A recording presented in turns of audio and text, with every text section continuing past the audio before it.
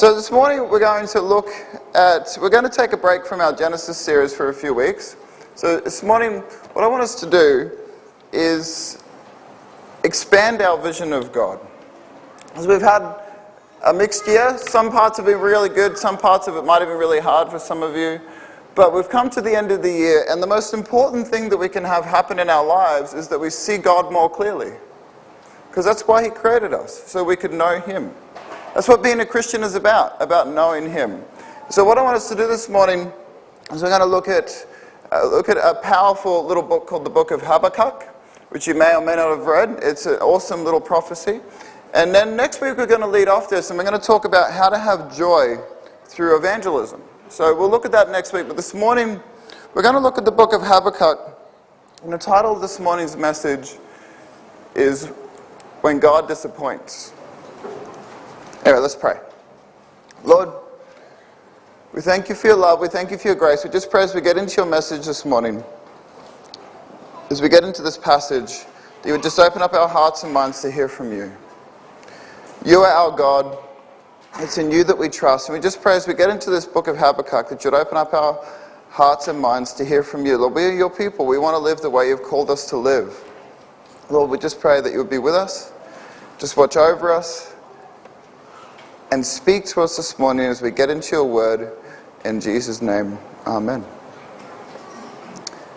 Let me ask you a question. How do you see God? Do you see Him as like this grand fatherly figure in the sky, kind of a Gandalf-looking figure with a big white hair and a big long beard? Or do you see Him as a great and terrible figure in the sky that you're afraid of, that you find fearsome and terrifying? How do you view God? I mean, many people tend to view God very differently. Some people see God through the lens of love. And because God is love, everything which they read in the scriptures, they determine through this lens to the point that they deny many of the other aspects of God's nature. Yes, God is love. It says that very clearly in the book of 1 John. And His love is unfailing. But people who see God only through this lens tend to deny other aspects of His nature, His wrath, His righteousness, His judgment. Maybe you only see God through His holiness and separateness. And it is true that God is perfectly holy and perfectly separate. But people who view Him only through this lens tend to really struggle with the aspects of God's nature, like His mercy and His grace. And yes, God is holy and separate, but He also stepped into this world as a little child and lived as a human being in this world, which we've been celebrating and remembering this Christmas season. Maybe you are here today and you're not even a Christian, and the lens through which you see God is through Christians. And sometimes that can be a very cloudy lens, because we Christians don't always present God very well, because we are fallen and we are imperfect. Whatever your view of God is this morning, however you tend to view Him, whatever the lens is through which you seek to look at Him, I ask you to just lay that down this morning and not come with an open mind, but with an open Bible, and allow God to expand your view of Him through the prophet Habakkuk. See, Habakkuk presents an incredible, powerful presentation of God that stands in contrast to how God is often presented in our soft-bellied and comfortable Western culture. So I want us to lay down our presuppositions about how we view God this morning, and let's see how Habakkuk presents Him. And to do that, first we have to set the scene. So if you have your Bibles, open up to Habakkuk chapter 1. And we're going to go through a fair chunk of the book this morning, starting with verses 1 to 4. The oracle that Habakkuk the prophet saw, O Lord, how long shall I cry for help, and You will not hear, or cry to You violence, and You will not save? Why do You make me see iniquity? Why do You utterly look at wrong? Destruction and violence are before me. Strife and contention arise. So the law is paralyzed and justice never goes forth. For the wicked surrounds the righteous, so justice goes forth perverted. See, the setting of the scenery of this book is a conversation that Habakkuk is having with God. And his complaint to God is, God, why have You not yet judged the wicked people around me? Why do You look upon their wickedness? Why do You make me see it day by day? Why do You not judge these people around me? And who are the people he's talking about? The people of Judah. And to understand his complaint and dialogue, we need to understand the historical setting. So we don't know exactly who Habakkuk was. And we know his name was Habakkuk and that he lived in Judah. We don't know exactly the time that he lived. We know that it was in the late 7th century BC, and he lived in or near Jerusalem. And we know, because of what he says in this book, that he lived in between the falling of the Assyrian Empire and the rising up of what's called the Neo-Babylonian Empire. So this is the extent of the Assyrian Empire, and this is the extent of the Neo-Babylonian Empire. You can see it took over very much a similar area. Now, for those of you who don't know what the Neo-Babylonian Empire is, think of the empire which took Daniel into exile. Nebuchadnezzar, the guy who set up the big giant golden statue and threw Shadrach, Meshach, and Abednego into the fire. That's the Neo-Babylonian Empire. And for the context of the book of Habakkuk, you can read 2 Kings chapter 21 to 25 or 2 Chronicles 33 to 36. And when we read these passages, we see something very clear, that Habakkuk lived at the height of the wickedness of the people of Judah. And he lived at some point between the reigns of Manasseh and Jehoiakim. Now, Manasseh was incredibly wicked. In fact, Judah had become so bad and had so abandoned God at this point in their history that the book of Ezekiel in chapter 16 actually tells us that they were worse than Sodom and Gomorrah. Worse. Not just as bad, worse. They were sexually perverse. The powerful had oppressed the weak. The kings were out for themselves. They were engaged in all kinds of idolatry, and they sacrificed their children in the fire to Molech. Manasseh did that specifically. And Chronicles tells us this: Manasseh led Judah and the inhabitants of Jerusalem astray to do more evil than the nations whom the Lord destroyed before the people of Israel. Do you remember how wicked the Canaanites were? The Amorites, and God judged them with the people through Joshua? Well, Judah had become worse than that. And God had sent prophet after prophet after prophet to warn them. And we've looked at some of that throughout the year. We looked at Jeremiah early in the year and other parts where God sent these prophets. And it's in this context that Habakkuk cries out to God for justice. Why won't you judge the wicked? Why won't you step in, he cried. But God answers him, and it's an answer that Habakkuk did not expect. Let's read the next few verses. Habakkuk 1, 5 to 7 and verse 11. Look among the nations and see, wonder and be astonished, for I am doing a work in your days that you would not believe if told. For behold, I am raising up the Chaldeans, that's the Babylonians, that bitter and hasty nation who march through the breadth of the earth to seize dwellings not their own. They are dreaded and fearsome, their justice and dignity go forth from themselves. Then they sweep by like the wind and go on, guilty men whose might is their own God. Can you imagine the shock on Habakkuk's face when God told him that he was going to judge the people of Judah who'd become wicked with an even more wicked nation, the Babylonians? A people who had no regard for other peoples, who destroyed all who stood in their way. An incredibly pagan and God-dishonoring people. And you can tell that God knows that Habakkuk will be shocked, because look what he says. Look among the nations and see, wonder and be astonished. God knows that Habakkuk is going to struggle to understand how God is doing this. And why would we fully understand what God is doing? Because we are finite. He is infinite. He is so much larger than us. He is so much more grand. He is so much more knowing.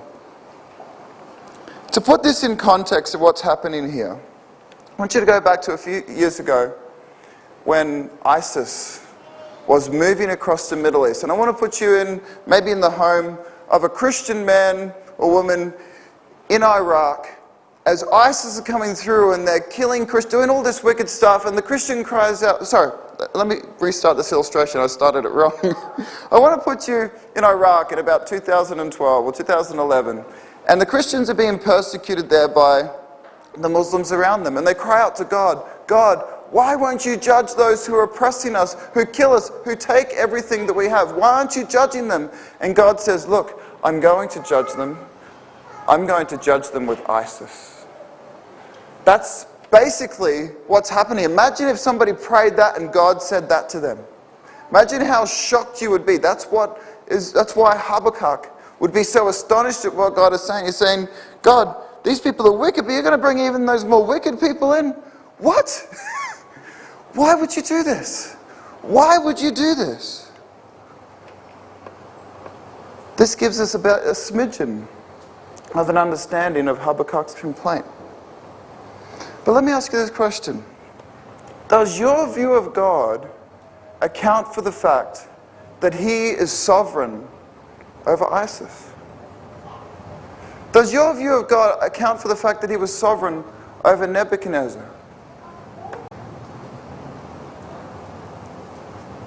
Is your view of God big enough to trust that He knows what He is doing when you have no idea why He's allowing things to happen? Look how Habakkuk responds. He responds by questioning God's justice. Are you not from everlasting, O my Lord God, my Holy One? We shall not die, O Lord. You have ordained them as judgment, and you, O Rock, have established them for reproof. You who are purer eyes than to see evil and cannot look at wrong, why do you idly look at the traitors and remain silent when the wicked swallows up the man more righteous than he? You make mankind like the fish of the sea, like crawling things that have no ruler. He brings all of them up with a hook. He drags them out with his net. He gathers them in his dragnet, so he rejoices and is glad. You could summarize Habakkuk's response to what God tells him as this. God, you are a holy God, but how could you do such a thing?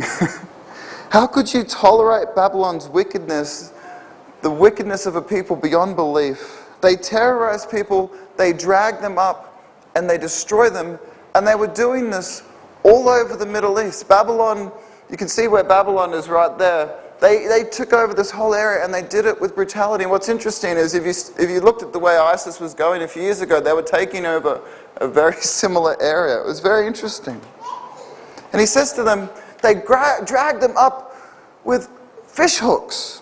And he's not just being metaphorical here. See, when the ancient Assyrians took people into captivity, they often literally attached them by chains through their jaw to the person in front of them with a fish hook. And when Manasseh was taken into captivity by the Assyrians, that's what they did. And the Babylonians who took over the Assyrian Empire would often do the same thing. Incredible, incredible cruelty. And it's no wonder that Habakkuk says, how can you sit idly by and tolerate this happening? Why do you idly look at the traitors and remain silent, he says. You know, I think this is a prayer that we can all relate to. God, how can you let this happen? How can you let this horrible thing happen to me when I've been trying to be so faithful? How come I lost my job when I was seeking to honor you at work? How come I see those who dishonor you around me prosper in so many ways and yet we are struggling? Lord, why are you letting this happen in my life? That's what Habakkuk is praying. And he's really wrestling with this. And Habakkuk, he knows that God is his rock and his Holy One and his protector. But still he's struggling with the fact that God is letting something happen which is beyond his comprehension. And he's telling God honestly, Lord, I don't understand how this can be your will because you are righteous, you are holy, you're a good God. Why is this allowed to happen? And it's okay to do this. It's okay to wrestle with God when you don't understand why he's allowing horrible things to happen in your life. I'm reading through the book of Job right now, and that's what the book of Job is about. Job is like, why is this happening to me? And his friends are saying to him, it's because you're wicked. He's like, I've done nothing wrong. I don't know what's going on. And it's okay. It says in the book of Job that Job did not sin in what he said before God. It's okay to wrestle with him. Because we don't always understand. He is beyond our comprehension because he is greater than us. But God answers, and his response should blow us away even more, because it's a shocking response. See, God is not just going to use the Babylonians to judge the Israelites. Yahweh, he is going to judge the Babylonians for how wickedly they oppress those in Judah. Let's look at a few verses here. Habakkuk 2, verse 4 to 5, verse 9 and verse 16. Behold, his soul is puffed up. It is not upright within him. This is talking about the Babylonians here. But the righteous shall live by faith. That's not talking about the Babylonians. Yep, the first part was. Moreover, wine is a traitor, an arrogant man who is never at rest. His greed is as wide as Sheol. Like death, he has never had enough. He gathers for himself all nations and collects as his own all peoples. And this is what Nebuchadnezzar was doing. The Babylonians, they were going around gathering up all the peoples and oppressing them. Woe to him who gets evil gain for his house, to set his nest on high, to be safe from the reach of harm. You will have your fill of shame instead of glory. Drink yourself and show your uncircumcision. The cup is in the Lord's right hand, will come around to you, and utter shame will come upon your glory. Babylon may be God's instrument of judgment, but because of the Babylonians' wanton love for destruction and their complete wickedness in how they went about oppressing peoples, God will punish Babylon as well. Judgment will come upon them for their wickedness. Can you see how God is challenging Habakkuk's view of himself and expanding it? God is in complete control of Israel and complete control of Babylon, and he will judge them both. And he has control of every other world power as well. None of them will get away with their evil. The same goes for ISIS or any other wicked regime that is alive today, including the regimes that are oppressing their people right now. God will judge them. He is sovereign. But God doesn't want to just challenge Habakkuk. He wants to challenge all of us and how we view God. Look what he says here about idolatry. What profit is an idol when its maker has shaped it? A metal image, a teacher of lies, for its maker trusts in his own creation when he makes speechless idols. Woe to him who says to a wooden thing, awake, to a silent stone, arise. Can this teach? Behold, it is overlaid with gold and silver, and there's no breath in it at all. But the Lord is in his holy temple. Let all the earth keep silence before him. What does an idol worshipper do? An idol worshipper worships the work of his own hands, his own creation.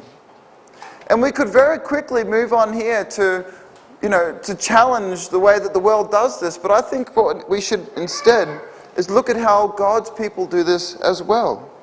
You see, the Israelites had created a view of God which was false. They had created a view of God which said peace, peace when there is no peace. They had created a view of God which allowed them to do whatever they want and get away with whatever wickedness they wanted, and made a view of God that he would only ever judge the enemies of Israel and never actually judge them. But that is a false view of God, a false view of Yahweh, our God. And too often the modern church and modern Christians recreate God in our image. See, the idea of a God who is in control of everything is a God that many Christians can't handle. Habakkuk, the prophet, struggled with this, and he's writing this book of the Bible. But God challenged him to open up his view, to see God in his true glory.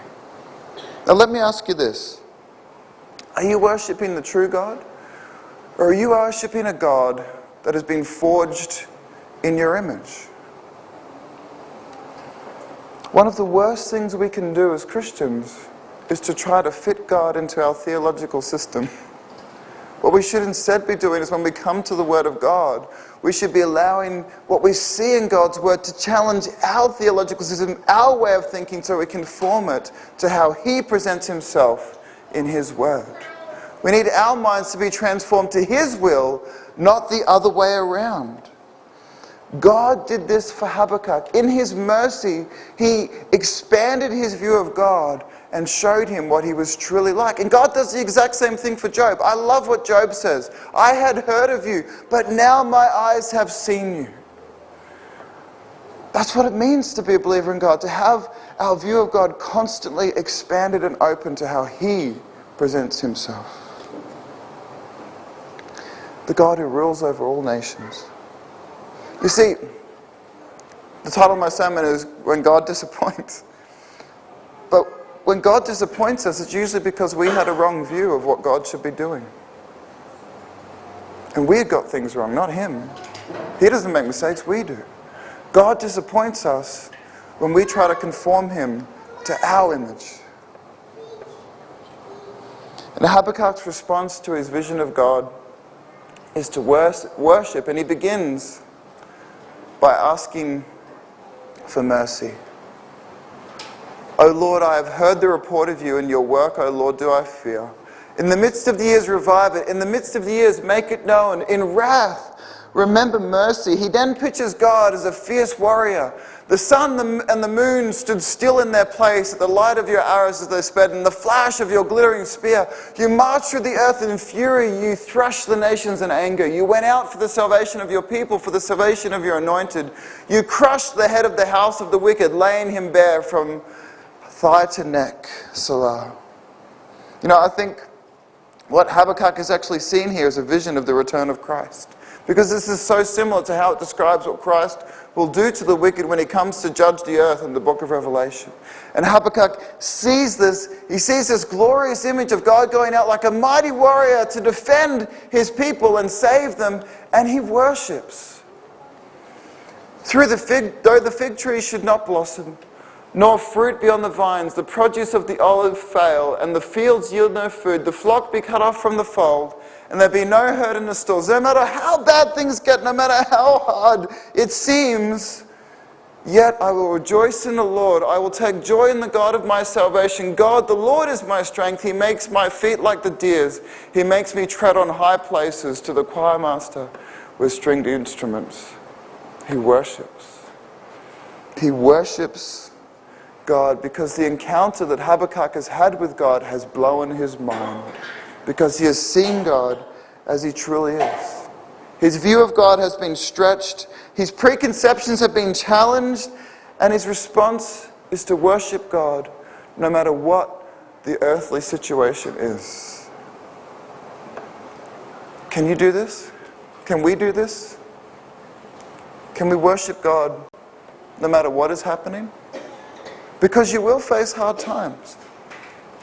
I wish you didn't have to. I wish none of us had to. But we live on this side of heaven where it's fallen. And we will have days like Habakkuk's where things just seem horrible. But God is Habakkuk's joy. God is his delight. God is his refuge. God is his strength. God is his firm foundation. You know, I love what Habakkuk says here because it reminds me of The Lion, the Witch, and the Wardrobe. And this is a great movie based on a classic book, and many of you will know it was written by C.S. Lewis. And there's this great quote about Aslan in the book, and it says this: Aslan is a lion, the great lion. Ooh, said Susan, I thought he was a man. Is he quite safe? I shall feel rather nervous about meeting a lion. Safe, said Mr. Beaver. Who said anything about safe? Of course he isn't safe. But he's good. He's the king, I tell you. How good is that? I love that line. Our God is not safe. He is a consuming fire. It is a dreadful thing to fall into the hands of a living God, says Hebrews. But he is good. And he is especially good to those who have faith in him. Because the righteous shall live by faith. Trust in God. Trust in the amazing God who is good to those who trust in him. Yes, he is fearsome. And if you trust in him, you will have the fearsome one on your side. How awesome is that? How awesome is it to have a God like our God? You know, if we create a false vision of God, then God will disappoint us. Because we are then worshipping the creation of our own hands and not the true God who created us. Habakkuk is challenging us to encounter God as He really is, to see Him as He really is. He is a fearsome God. He will judge the nations. He used the wicked nation of Babylon to judge Judah in their wickedness. And then He judged Babylon. And then He brought Judah back to their homeland. He is a fearsome God. He is terrifying in His power. But He is gracious and kind and compassionate and wonderful to those who have faith in Him. So my encouragement to you this morning and for this coming year is allow God to expand your view of Him and trust in Him. Trust in the God who sent His Son to die on the cross and rise again so that you could be saved. Trust in the God who will judge the wicked, but gives everyone who has sinned a chance to escape that judgment, and trust in Him. Trust in the amazing God that Habakkuk shows us. And I just want to do something that I don't often do, but I thought I would do it this morning because we've got a new year coming ahead. But if there's anyone this morning who would like prayer, maybe you want God to do something for you in the new year. Maybe you would just like God to restore your joy in Him and expand your view of Him this morning. So as we're singing the final song this morning, I just want to encourage you, if you would like prayer for anything this year, I'm just going to be sitting up here at the front. Come up and we'll pray for you. Because there is no greater gift that God can give us. Well, okay, there's salvation. Okay, there's salvation and then there's a greater view of Him, but the two come together, don't they? There's no greater gift that God can give to His redeemed people than a greater vision of who He is. So if you would like God to do that for you this morning, as the band comes forward, just as I'm praying, just come up to the front and we'll pray for you this morning. Let's pray. Lord, You are our God. You're an amazing God. And Lord, this has been a good year.